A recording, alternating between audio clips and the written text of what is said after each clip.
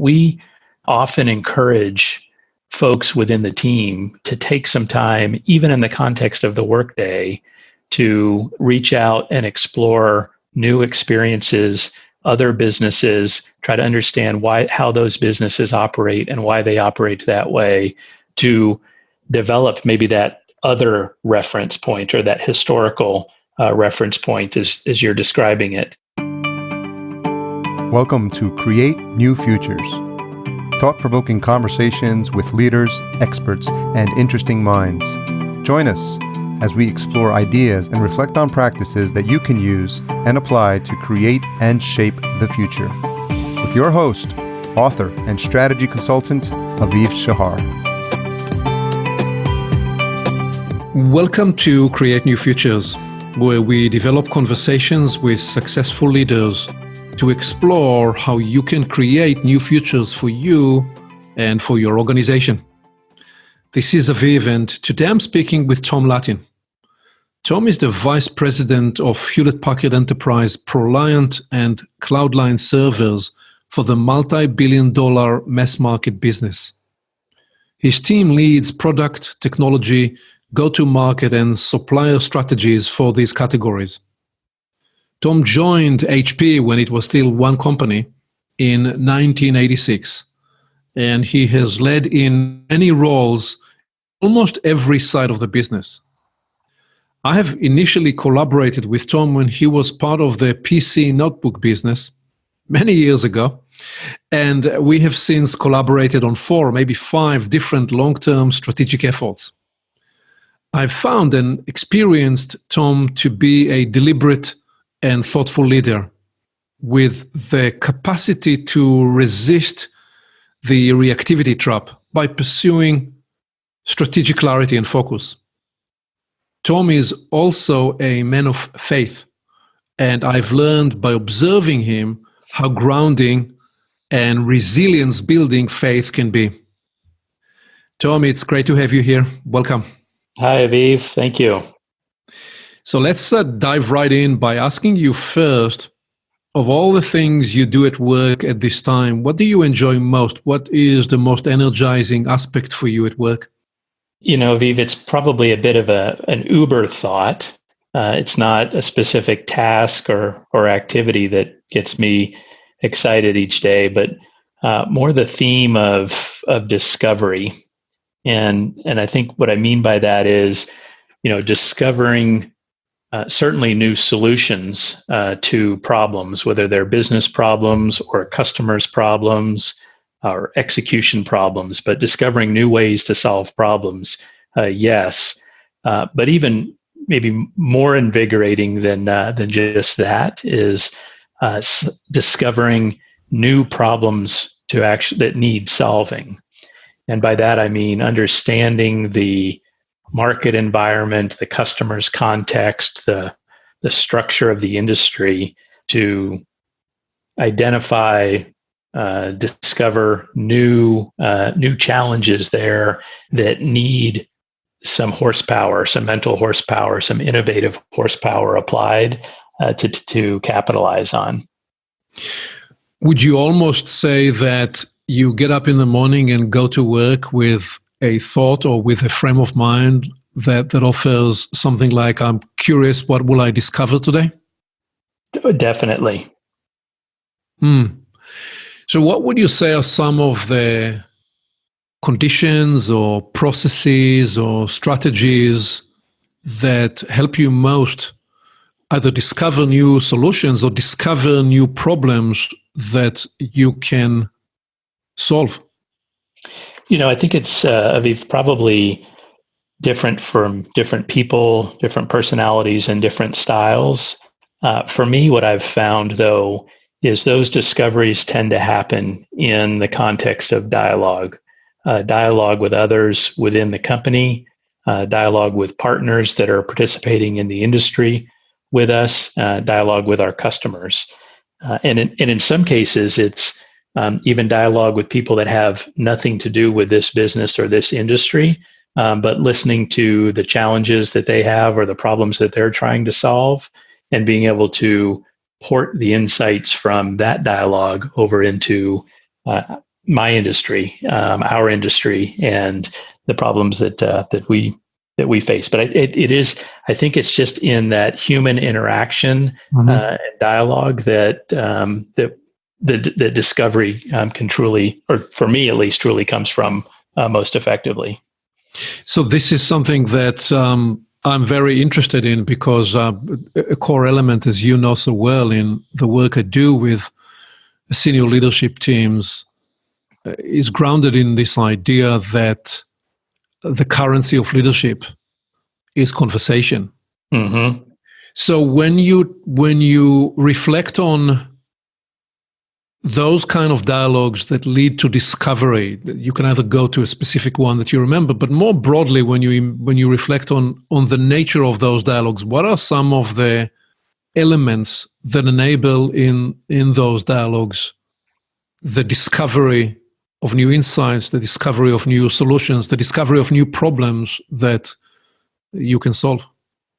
There certainly is, one big tool in the toolbox, which is just the word why.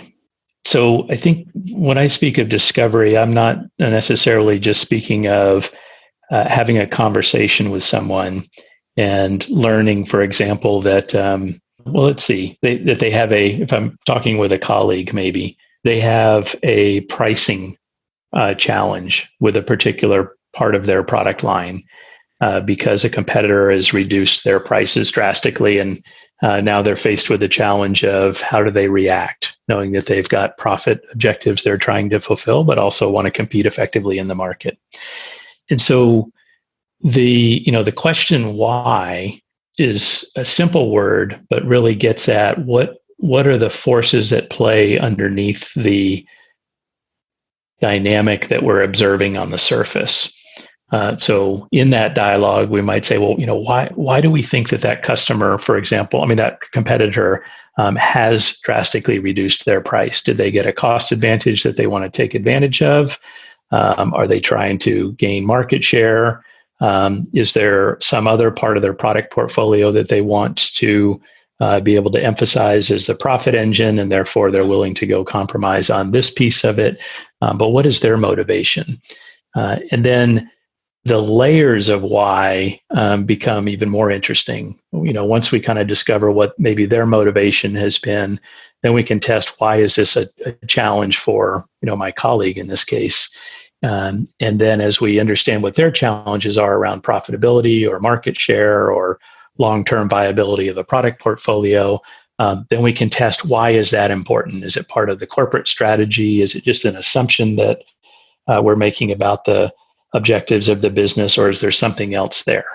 And so by layers of why, what I mean is we can understand the primary forces at play, but it's often the secondary and tertiary kind of forces at play that is where we can really find new insights and discover new problems or new solutions to problems. So I hear 2 or 3 or perhaps 4 skills or capabilities or elements in what you're describing. First is simply the aptitude to engage in this conversation from a place of curiosity, which can sound obvious, but is not obvious, because a lot of the time people in business, what they actually find themselves, the circumstance people find themselves in is one where you need to quickly react. And you have a certain way of refusing to react and in a sense, creating for yourself that space to, as you're describing, and this is where the toolkit comes into play, of asking why, and sometimes asking the second and the third why. But then the third dimension in this is actually having the in-depth knowledge of the marketplace, the categories you are looking at, and also the historic trace, such that you're able to say, where have I seen something like this before?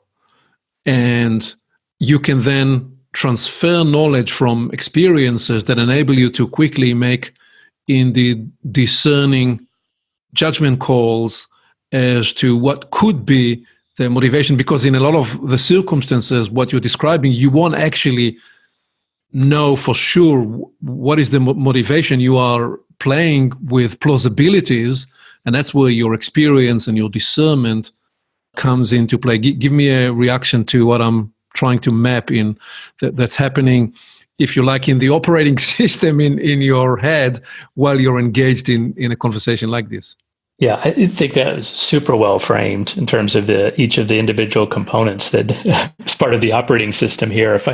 If I can build on that last one, which I think is the historical reference of where have I seen this before, I think that's something that certainly is we benefit from as an organization. I think anybody that's operating within the context of an organization can benefit from, not just the leaders necessarily, but everybody within that organization or that team.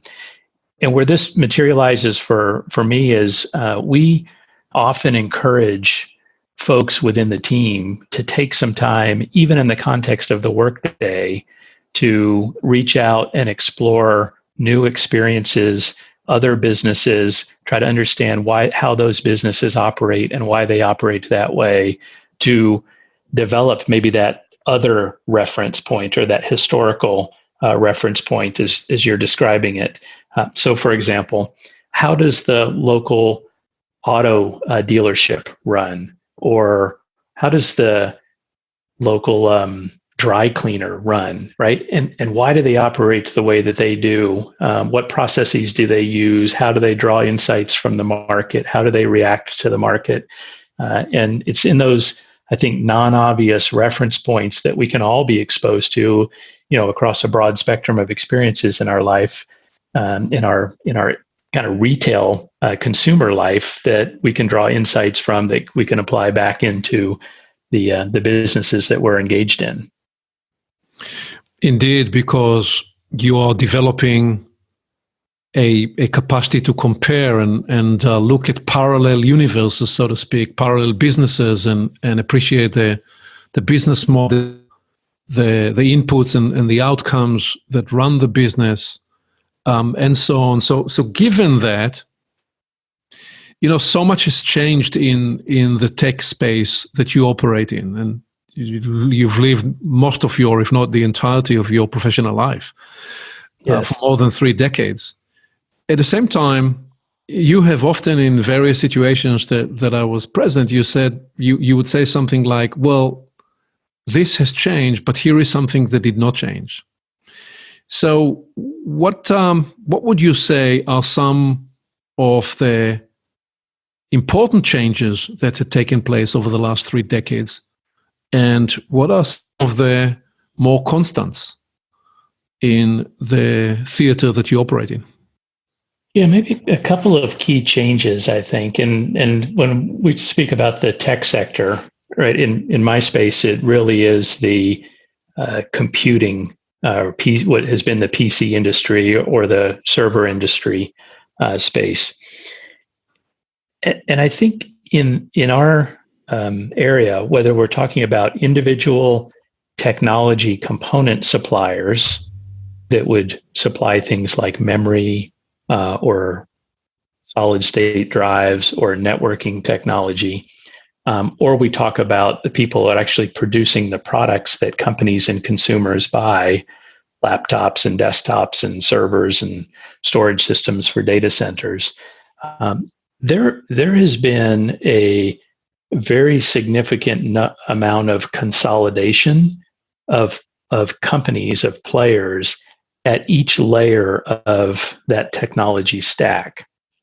And so as a result, the individual decisions that get made around product and services offerings have significantly higher stakes than they did in the at least early days of my participation in the industry, where you had a much larger number of smaller players kind of competing for space, and the decisions that you made certainly had repercussions, but you had an ample opportunity to recover from those if you kind of headed down the wrong path.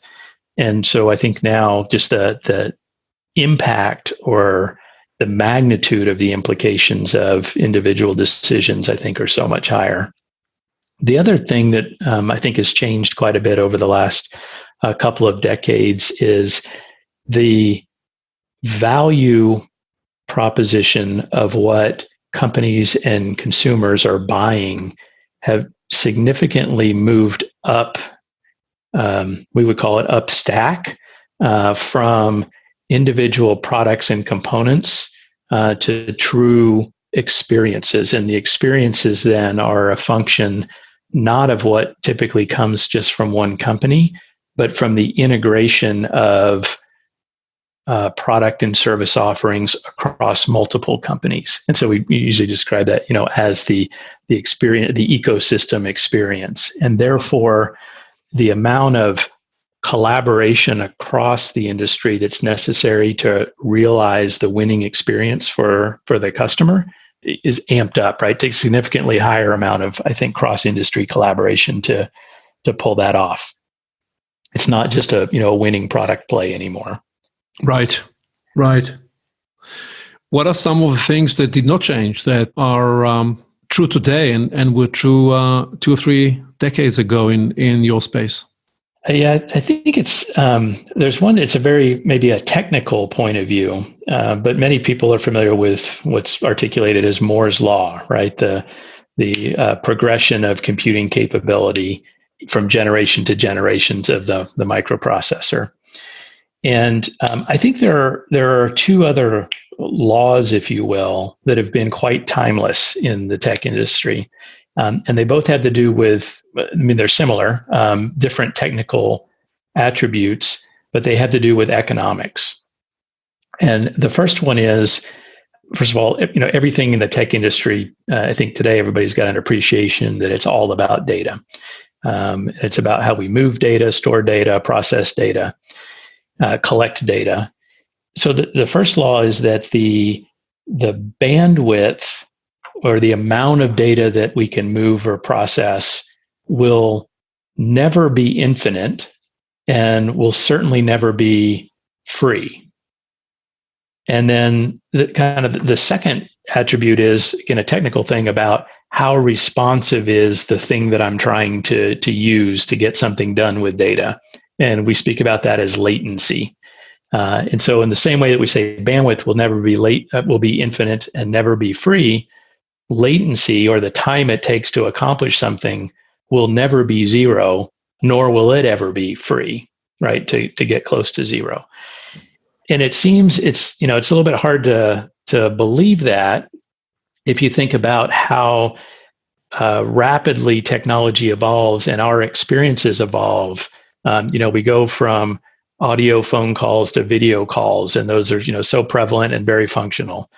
We go from being able to make a request of a company many years ago and have to wait for a piece of mail to come back to us, physical mail to come back to us with a response, and now we can get an instantaneous response in a chat field, right, on a website. So it feels like latency is getting closer and closer to zero, and bandwidth is getting more and more infinite. But I believe that the power of human ingenuity to completely consume whatever the next generation of bandwidth and low latency is will far outstrip our ability to create more bandwidth and to reduce latency, so that there's always going to be this insatiable demand to increase bandwidth and reduce latency. And therefore, we will never effectively get to zero latency, and we will never get to infinite bandwidth. And it will always have an economic price associated with pushing the envelope on those 2 fronts. Is this something that has a name, or this is called the Latin law? Well, we could call it the Latin law.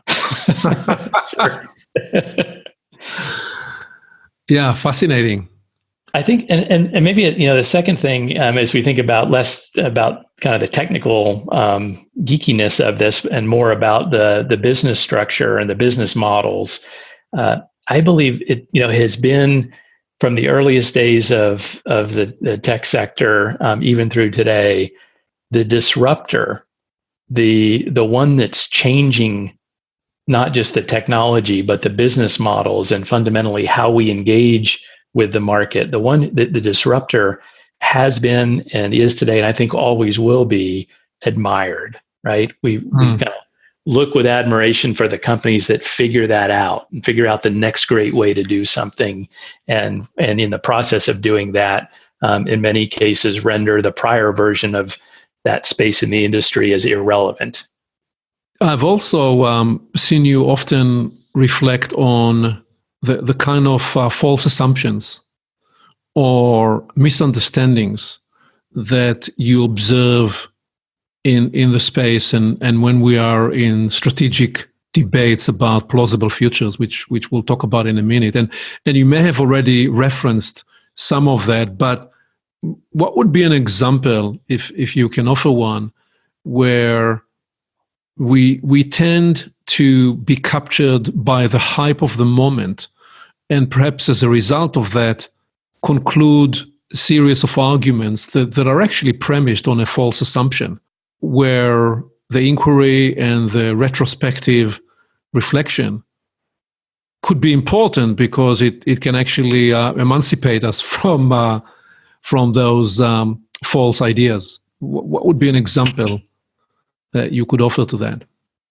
I think as part of a large company that started out as a very small company, quite frankly, I've seen a set of behaviors that I would almost use an analogy. What are a couple of kind of cultural context here?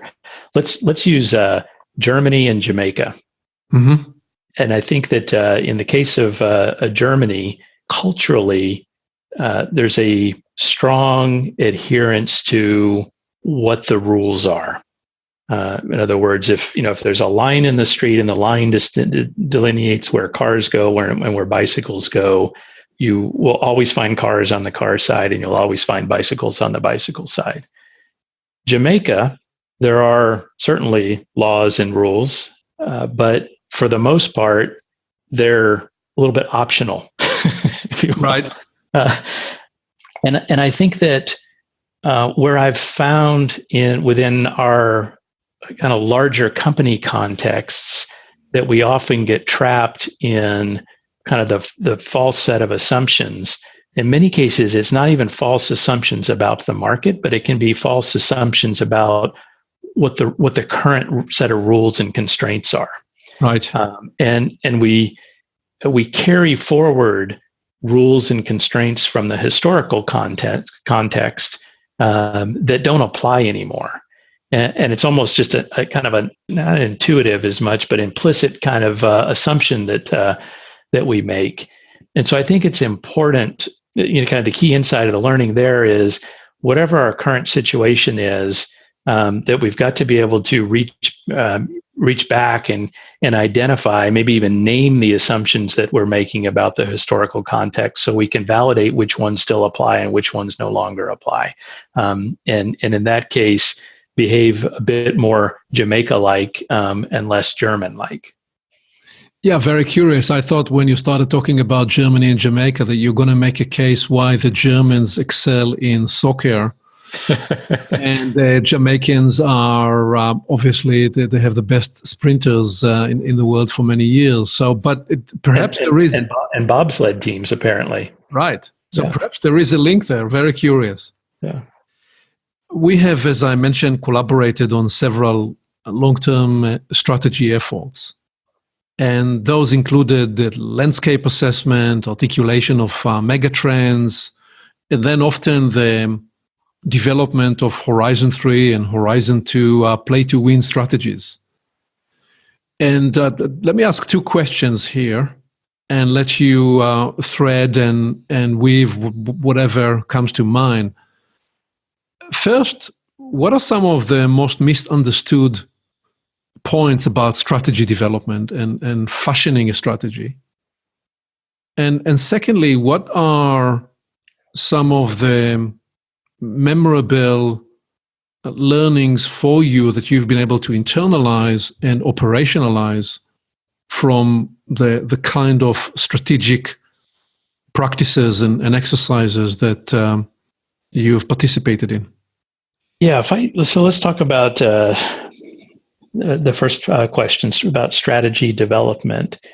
What was intriguing to me in our interactions, Aviv, is I've prior to us working together, I've done quite a bit of strategy development, and I would say that work had largely followed a fairly linear progression, right? Of understanding the context, doing some analytics, considering alternatives, identifying the best alternative or alternatives, and shaping that into a direction, and then describing that, right, as that is now our strategy. And in the work that we've done together, certainly the starting point was similar, and the ending point was similar, but the in-between points have been quite different. I think in terms of the approach that you've infused in the teams that I've worked with, that you've been part of guiding us. And what's different about that is two dimensions. One, we haven't gone linear from front to or start to finish. Instead, we've taken two different deviations.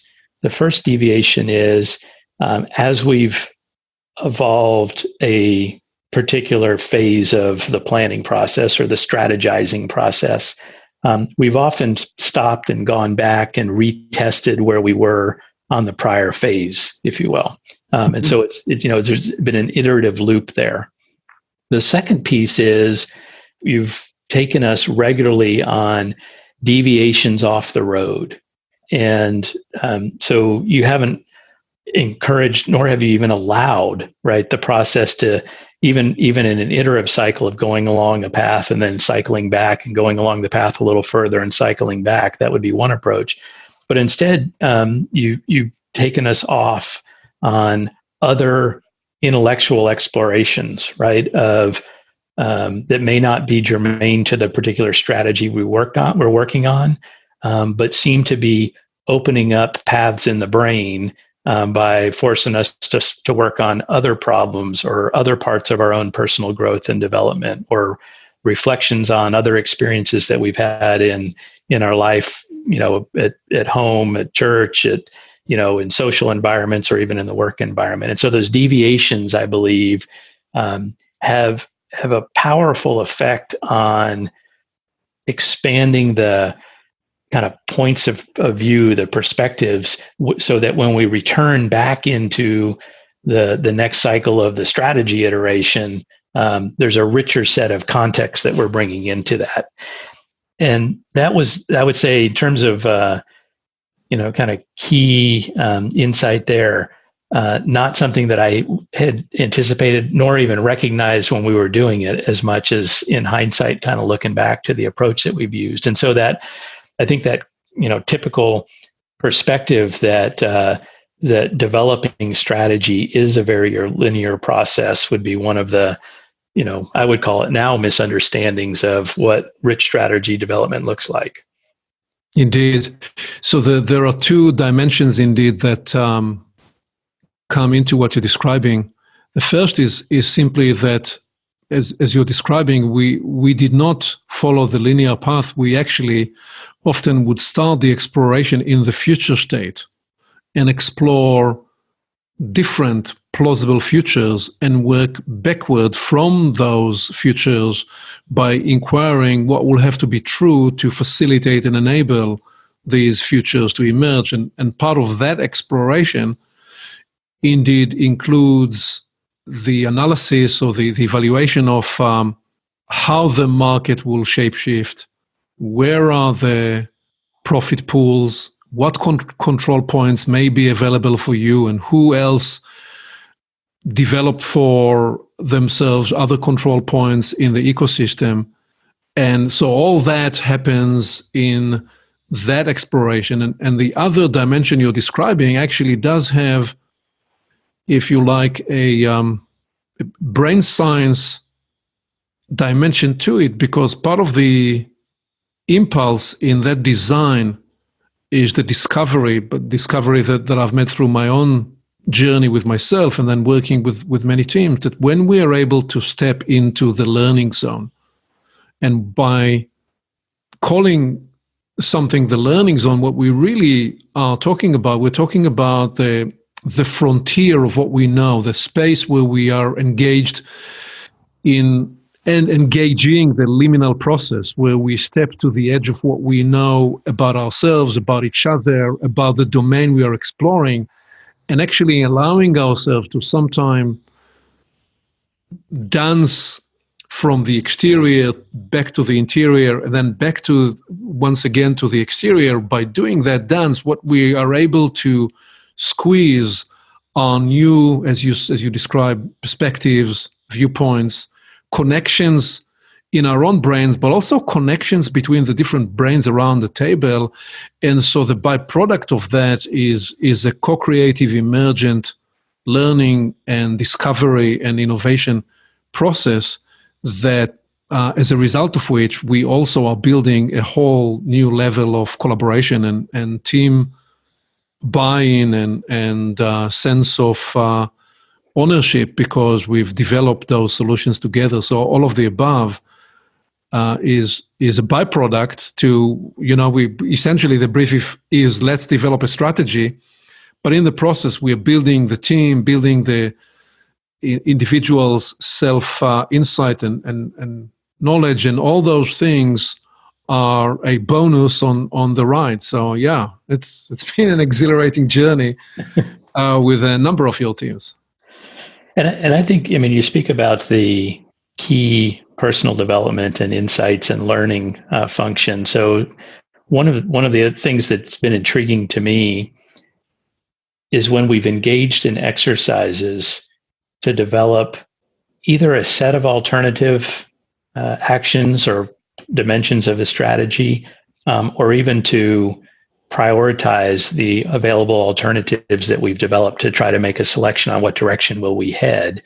And we've been able to pull teams together, and I've been surprised by how effective it is to just tap into the collective intuition and experience of the team without necessarily needing to have a really rich set of analytics and not even super linear thinking, but instead have a time bounded exercise in many cases where we force people to, as part of the team, to take a position and defend a position, and then we move on to the next, and we move on to the next, and we move on to the next.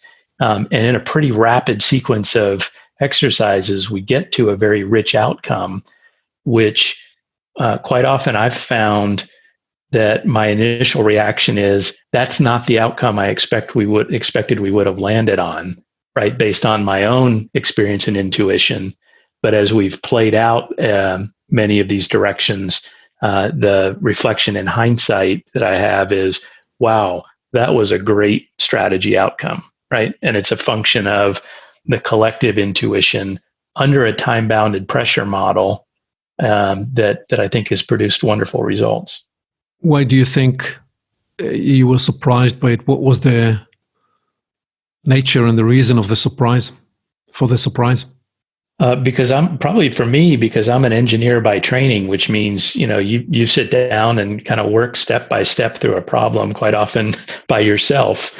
And so being able to have, a body of people that's a little bit more kind of intuition based and less linear thinking and analytics based, that for me, that was surprising.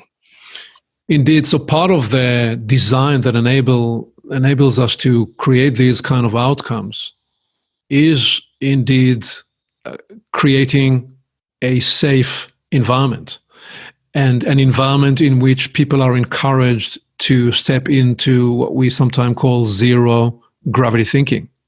Mm-hmm. And we specifically frame on the front end the idea that please don't be shy and don't hold back what would otherwise be a half-baked idea, because your half-baked idea may be, or half-baked thought may be exactly the stimuli that will trigger the other half or the complementing idea that will together develop to a new alternative that was not imagined before. So in essence, what we're doing in those sessions, and part of it is actually stepping away from the run the business machinations and routine that people are often, most of the work days find themselves in. And we are saying, let's create a process, let's create an ecology, let's create a space where we allow ourselves to be in those kind of dialogues, and where nothing said can be considered stupid or dumb, because we actually want you to lean into those incomplete thoughts, where at the crossroads or at the interweaving parallel spaces of different brains and different minds in the room, as you're describing, conversation that is accelerated because we have a solution or a prototype that we need to produce within 20 minutes or half an hour. And that somehow, I find time and again, facilitates and catalyzes the novelty in people's semi and unconscious ideation process, and I agree with you. It's quite extraordinary and exhilarating to see what can sometime emerge. Yeah, it works well. Works really well. So, in your working with teams as a leader, what are some of given what we are describing, what are some of the core practices that you have embraced and made your own to promote the best in the people working for you, recognizing that different people are wired differently, and your job as a leader of leaders is to promote the best out of them? Yeah, I think there are a few things. First of all, we certainly have to recognize that all of us have got diverse backgrounds, whether they're cultural, family, business, academic, social, right? We've all got a different set of experiences that we frame our view of whatever lies in front of us: business challenge, family challenge, social challenge, et cetera. And so making sure that we are bringing the collective set of experience forward necessitates that as leaders, we're working to do, I think, a bit of what you just described, Aviv, making sure that there's a sense or a confidence that we've got an environment that is safe and that we can all be trusted, and therefore ideas and expressions or insights can be surfaced, right? People will bring those forward. I think that, second thing for me is working with teams to make sure that we focus on the outcome that it is that we're trying to create, not defining the outcome with so much degree of specificity that the steps along the way to the outcome are predefined, but that we align on the general principles of the outcome first. And from that, I think we get to creative, innovative solutions. I love the BHAG tool, right? Big, hairy, audacious goals. Because I think when we, similar to what you just described as terms of drawing out the creativity with a time-bound exercise of ideation, I think when we start with a BHAG, something that feels so astronomically unachievable, then we challenge ourselves to think about what must be true for that outcome to occur. And in the process, often discover new insights about in this case, maybe what our strategy should be. So I think BHAGs are intellectually stimulating, and I see that across a broad set of folks with different amounts of experience and different types of experience.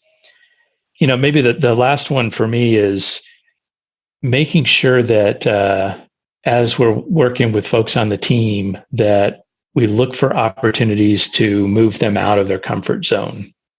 You do this in the context of the teams that you help facilitate and orchestrate by creating new situations, challenging us to take on tasks in the moment that we haven't done before and are uncomfortable with.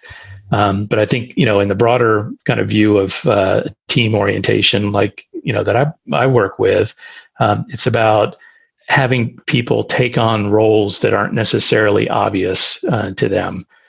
especially where they're roles where they think that they're ill-equipped for, because I think that kind of creates a little bit of this uncertainty and, well, let's try some crazy things because obviously, crazy ideas, because obviously the ideas that I've got aren't well tuned to this. I think all of those kind of tools, if you will, are kind of cut from a similar cloth of looking for the non-obvious, intellectually challenging, experience challenging kinds of moments for people. Indeed. You mentioned there, Tom, that everybody shows up at the table with their unique and often varied set of experiences, and also set of challenges. I know that you have had your share of grappling with challenges, including health challenges with some of the members of your family. Yes. There are many who go through their life and aspire to lead competitive professional career and work hard to keep everything else outside of the professional arena. But the reality is, in every situation, you are a whole person. And as you mentioned, we each come to the table with a set of professional and personal experiences. And I know from you, because you've been open with me about the kind of challenges that you needed to grapple with. And what always impressed me is how you are grounded inside those circumstances and how you're able to operate and be resiliently hopeful. So I'd appreciate if you can offer some comments about what it is that enable you to approach both life and work in this way. Yeah, certainly. And Aviv, I think this will be very different for different people in terms of what particular attribute or attributes are important to them. For me, the dimension of my personality that I think I hold as sacred is a sense of service. And for others, it could be different things. And so I'm not necessarily suggesting that everybody needs to have a service orientation, but for me it is. And I think it's that sense of service that inspires me in spite of whatever challenges might be in front of me. So, for example, we talk about medical issues that family members have been going through in my family. It's my desire or my passion to do whatever is necessary to help them to a better outcome than what they might be on a trajectory to do on their own.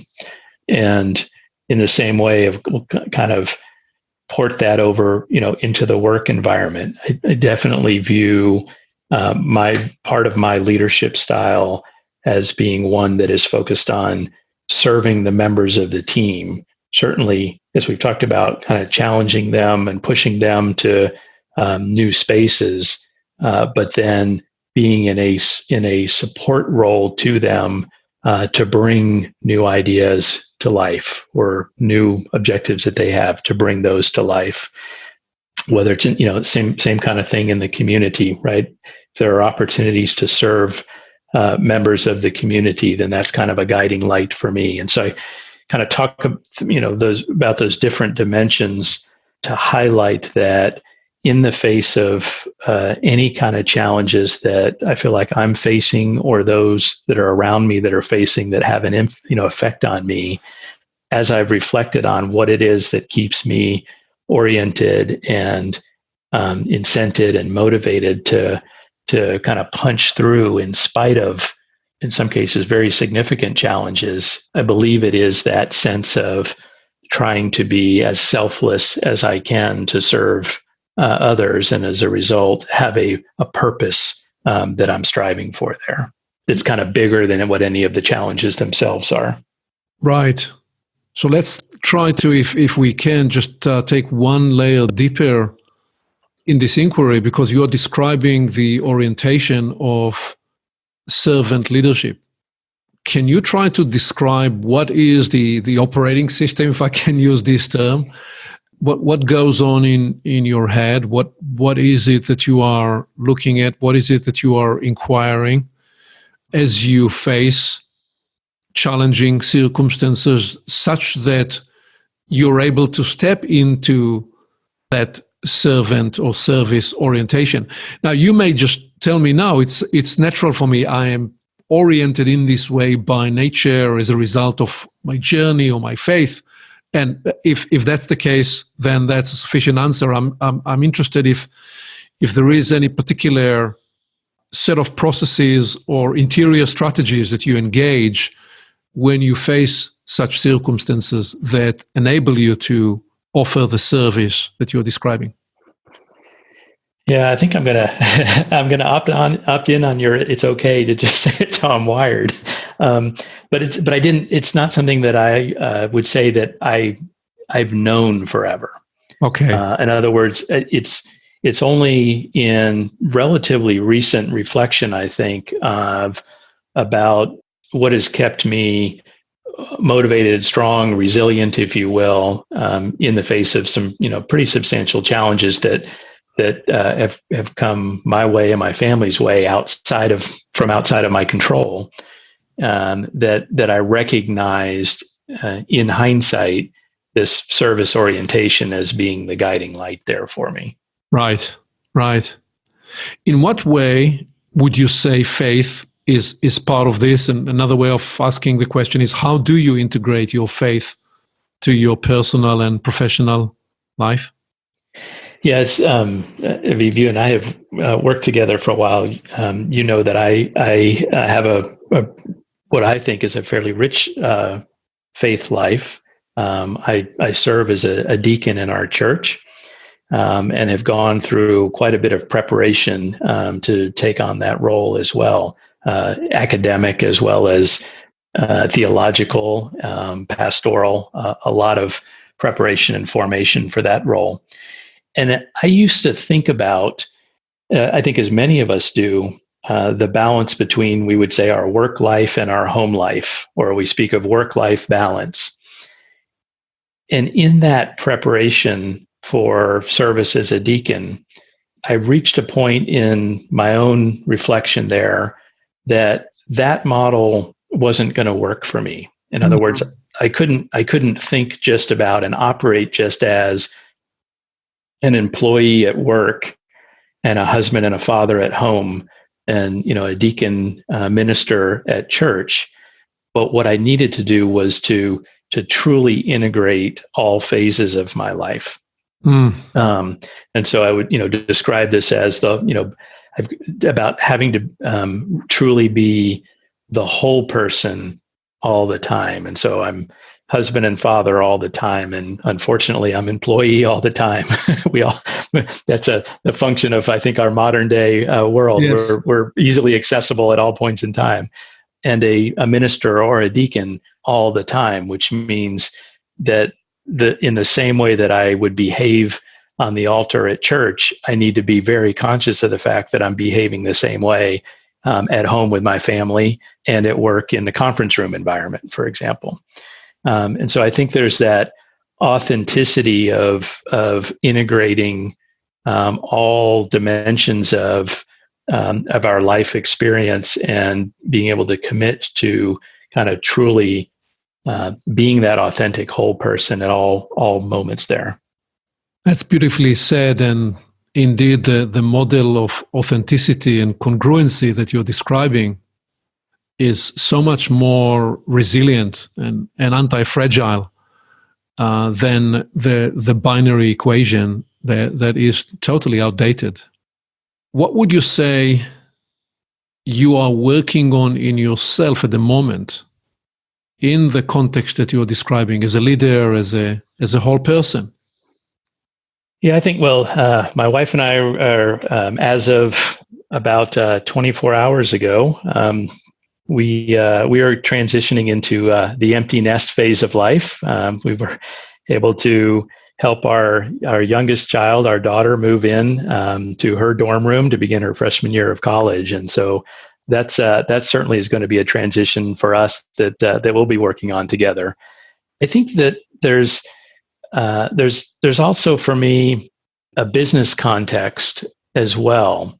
So I've been fortunate in many of the roles that I've had over the last several decades to have responsibilities for tasks or functions or areas of our business that are important in terms of the impact that they can have, but not necessarily always being in the limelight, which has afforded me the opportunity to manage kind of my own balance between strategy and planning and execution. And the part of the business that I'm responsible for today also has a very high impact on the overall results of the company. But it's also, but in addition to that, it now is very visible and high profile part of the business, and therefore there are a lot of expectations on execution details, which for me personally becomes an even larger struggle on the tension between strategy and execution, and that's a kind of a big pull to the execution side. So my kind of active development right now is working out how to meet the needs and expectations of many stakeholders in the company to ensure that we're executing with excellence, but be able to still have the space and the time and the flexibility to chart the direction and the future part of future direction for the business. Indeed, strategy is great, but in the end of the day, execution is often the differentiating factor when you meet the challenging environment and the competition. So that's yes. Right. We often, I think we say execution trumps strategy any day of the week, right? Yes. With all that today, Tom, what advice would you give your 25-year-old self? That sounds like fun, since I've got kids in their late teens and 20s now. So I feel like I'm giving advice like this every day. Okay. First of all, don't be too serious. There are many courses of our careers, many courses of our life that may play out. And yes, the individual decisions that we make at any one point in time may have a huge impact on the ultimate direction that we go. But that doesn't mean that we should get so caught up in every individual decision because of the implications. We've got to make choices and then live with the outcome of those choices. And so part of that is experiencing life, not getting so serious that we're constantly trying to orchestrate life. I think on this theme of discovery related to that for me is the theme of learning. And so I know you are a super advocate for this, which I admire a lot. And quite frankly, you probably kind of even influenced my thinking on this a bit. But to focus on lifelong learning. So as a 25-year-old, typically we're either recently graduated from college, or maybe we're on the verge of graduating from college or another degree. And so it's easy to think about saying, wow, that phase of my life is behind me. Now it's time to get on with the doing. And the doing, I believe, is so much richer throughout our life if we are constantly looking for the next learning experience, which may be directly related to what we're doing in our jobs, or it may be completely unrelated to what we're doing in our jobs. My family knows that, for me, one of the things that I want to take up next is to learn how to play the guitar. Not something that I know much about today. I dabbled in it a little bit as a kid, didn't really progress very far. And I feel like, wow, that's something I'd love to pick up again. So yeah, lifelong learning, I think, is important for sure. If you were to lose, Tom, all that you know and keep only 2 ideas or 2 capabilities or 2 practices, what would you keep? Yeah, I think this, let me highlight one that I think you are not just a believer in, but a super strong advocate for, which is the power of reflection. And I know you speak of it quite often with a couple of different analogies. But I think that is the many insights for me over the last, probably 10 years or so, thinking about my preparation and formation for ministry, thinking about work with you that we've done on teams, dynamics, and strategy development, thinking about my experience as a parent and how to advise and guide our children as they've grown up. The power of reflection is so prevalent in all of those domains. And reflection being focused on not just what happened, but why did that happen, and how did it conform to what my expectations would have been going into whatever the experience is? How did it deviate from that, and why did it conform, or why did it deviate? Because that's where I think the next iteration of our decision making gets even richer, because we've been able to contemplate what's transpired. At a macro level, it's probably a bit like, really, really studying history as opposed to just learning history. I think when we just learn history, we can speak about dates and people and sequences of events. When we study history, it means we're really getting underneath the forces that were at play that cause the outcomes to occur that we observe. And so this reflection, it could be as simple as reflecting on a meeting and the way that a meeting played out, or it could be reflecting on a project, or it could be reflecting on a large life experience. And all of those are opportunities to learn about ourselves, and learn about the human situation and the way that people interact with each other to make us more informed, or to allow us to be more informed, when faced with similar circumstances in the future. Beautiful. I think you asked for two, but that was one. Yeah, beautiful. Thank you, Tom, for this rich conversational journey with you today. As we bring this to landing, what parting wisdom do you want to offer to people listening to Create New Futures? Hey, two simple things for me. One is, I think that in general, life is richer when we focus on experiences, not on things. And by experiences, I mean, seeking out unique experiences, whether they're unique to us because they're not things that we've done before, or even better, when they're unique to the world, right? Because then we can immerse ourselves in an experience and then use that to help teach and inform others.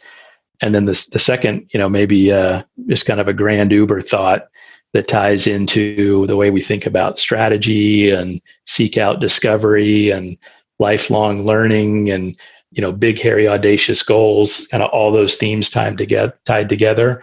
I would say, I think we ought to all try to put ourselves in a mindset of not being afraid to change the world. Thank you. Thank you. This is pretty You're welcome, awesome. Aviv. Yeah, you're welcome, Aviv. Always fun to spend time together with you. Here we are. We've landed this Create New Futures journey, and it's your time to take action, to create your new future. Here are a few steps you can take this week. Tom is energized by discovery. The discovery of new insights, the discovery of new solutions, and the discovery of new problems to solve. Because he brings this frame of mind and know-how to work, his experience at work is rich and energizing. What is your energizing factor? What frame of mind will rejuvenate you this week? Life is just too short to simply spend your most precious hours on a job merely to pay the bills.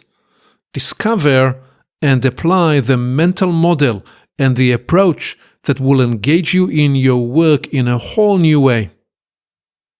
Second, Tom pointed at the importance of surfacing and naming clearly the assumptions we operate by, so that we can then specifically challenge those assumptions in terms of which are still valid and which must be updated. This is an important practice. In what aspect of your work and your life are you running on autopilot and therefore minimizing your opportunity to realize an even greater potential? What assumptions must you challenge and update? What specific opportunity do you have this week to engage key people in your world in assumptions challenging conversations? Identify the first opportunity and overtly frame the conversation by asking, what are the assumptions that govern the way we operate here? Which of these must we update? Third, Tom is grounded in service, his service to others in facilitation to the growth, and betterment is his purpose. It is a purpose that provides perspective and resilience and energy. What overarching and renewing purpose inspires and propels you? Spend some time this week reflecting on these questions. Develop a revitalized sense about your purpose. Begin every day this week with these thoughts in mind. What is my purpose today? How can I express and live into this purpose through my interactions? Pay attention. You will be getting distinct clues in all sorts of ways when you converse with other people, while driving, while exercising, and in other places and circumstances where you least expect it. Be open to listen inside as you discover and attune yourself to purpose. One more thing, you can reach me directly by phone and on email to explore your purpose and to discover how we can help you and your team create your new future. See you next time.